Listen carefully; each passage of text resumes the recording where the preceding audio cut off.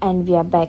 Hello everyone, welcome to today's Parenting, the pod that tells you everything about parenting and a lovely conversation between friends about it. I'm your host for this podcast today, VAAHNISRI PALENI, and today we are going to talk more about parenting. Be sure to listen all the way through the end for the details. We are going to talk about the parenting problems in our society and how to prevent this from happening. As my personal opinion, nowadays there are many parenting issues are happening in Malaysia. Thus, the major parenting issues that every parents are facing is digital device addiction. All our lives revolve around devices, but kids perceive digital devices in a different way. They will literally grab phones and video game console and stay hooked to them for hours at the end. On refusing to give them or taking the gadgets away from the kid might get the kid angry, impatient, and start crying uncontrollably. It parents who introduce children to the digital world, and as parents, it's your job to introduce your kids to other activities that provide them with the same excitement or favor that gadgets do.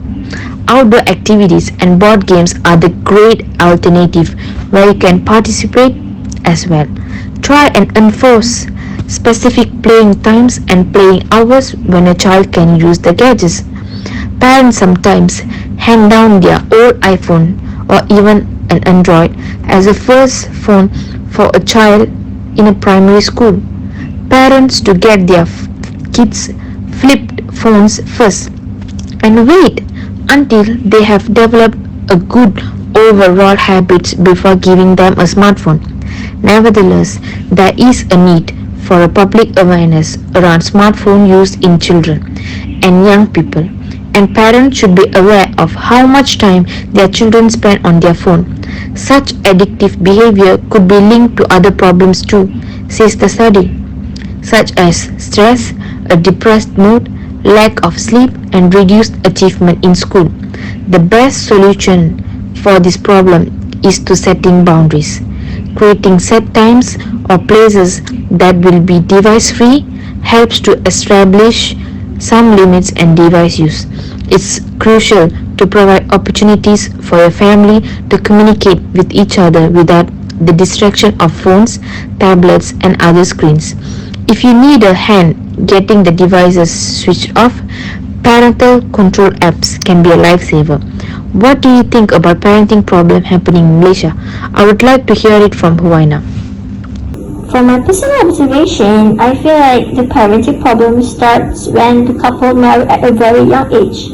It's true that there are still many young parents that are good at parenting their children, but I really want to focus more on the other party, which is the one that is still immature and cannot be gentle with their children. Okay, so there are several cases that have happened in Malaysia, in our society, about young parents that treat their children very bad. Okay, let me try to recall one. Yes, the one that went viral a month ago, where the dad let his baby smoke his vape, and the mother recorded it while laughing, thinking it's a funny content to put on their Instagram. Many people bashed the parents online and made a police report about it, but sadly, the parents were very arrogant and ignorant. They make a public statement on their Facebook saying, "You netizens better mind your business." It is very sad, okay? This is very heartbreaking for me because the baby might get a disease or any harmful things because of the parents' behavior. So I would highly suggest that if you are in the age range of 19 to 24 and if you really think marriage is necessary at that range of age, then please seek your marriage professional first to be well prepared. Life after marriage is like a roller coaster, and you're up, but the next you'll be down. You also need to prepare your physical and mental health when you make a decision to have babies. They're like not toys, they're human. So I hope problems like this will be solved because I cannot help but cry seeing those innocent babies have to deal or live with immature parents. So for the parents who are going to have babies, if you listen to this, if you really listen to this podcast, please, I'm begging you, please acknowledge yourself and your spouse about treating your children in a very proper way. We really need to prevent or to eliminate bad parenting problems from happening day by day in our society. Okay, so I guess that's all. I think Nila has her opinion about this. What do you think about the problem in parenting nowadays, Nila?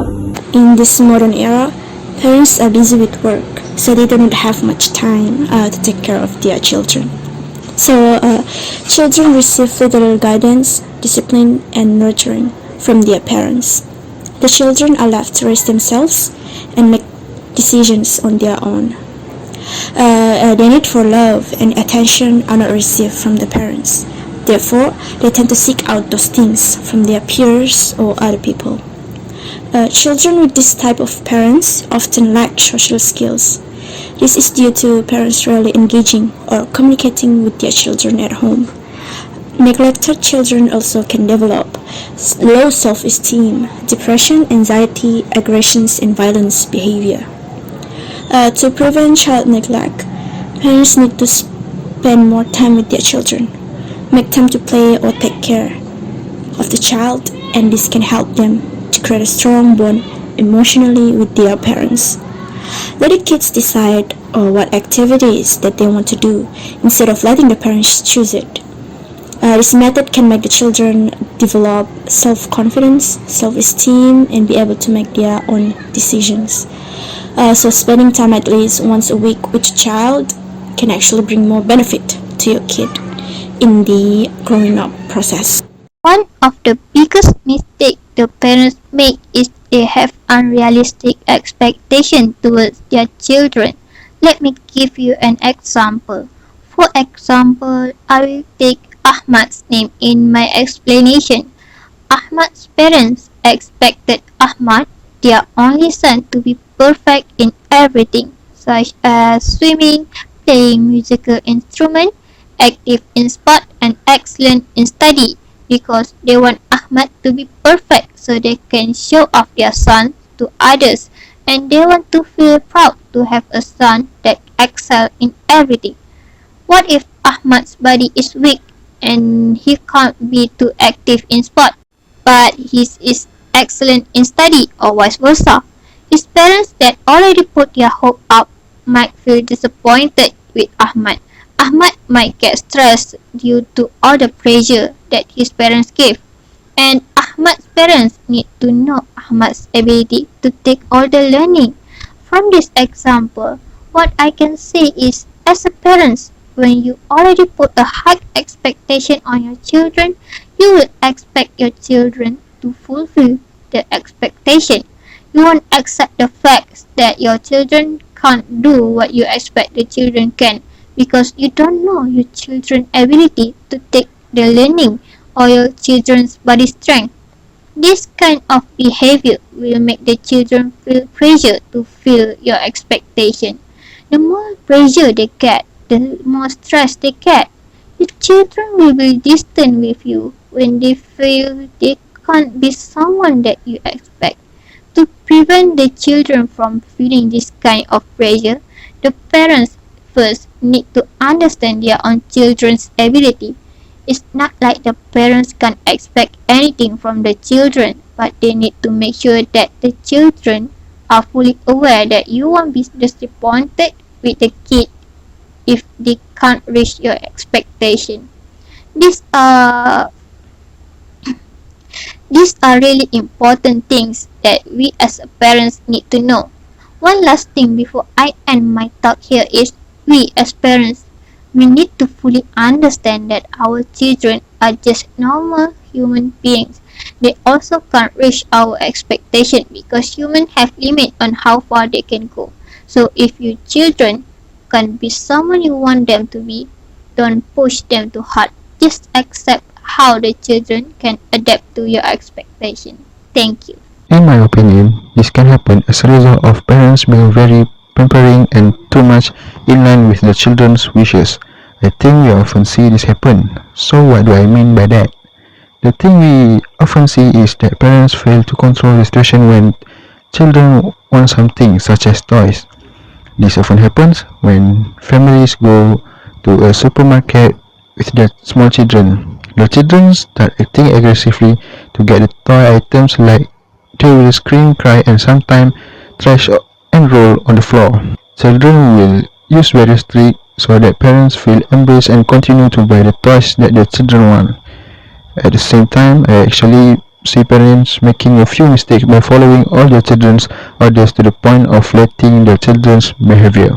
In fact, parents have made mistakes because their action seems to reward their children for their bad behavior. Children will be more likely to repeat the thing if left unchecked and will probably be carried away until they are older.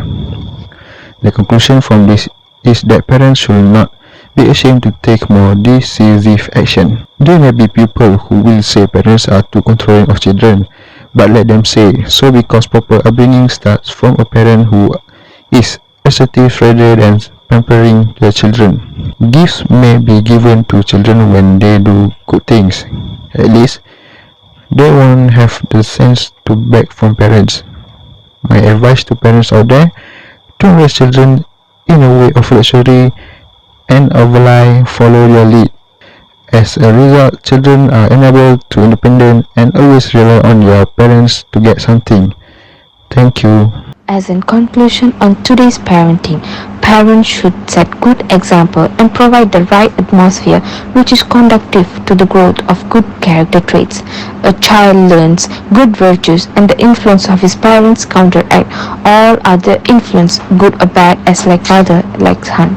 In general, good parenthood requires love and understanding. These two qualities can build a strong wall of a parent-child relationship. Love must be wholesome but not blind, in that it does not ignore discipline and moral values.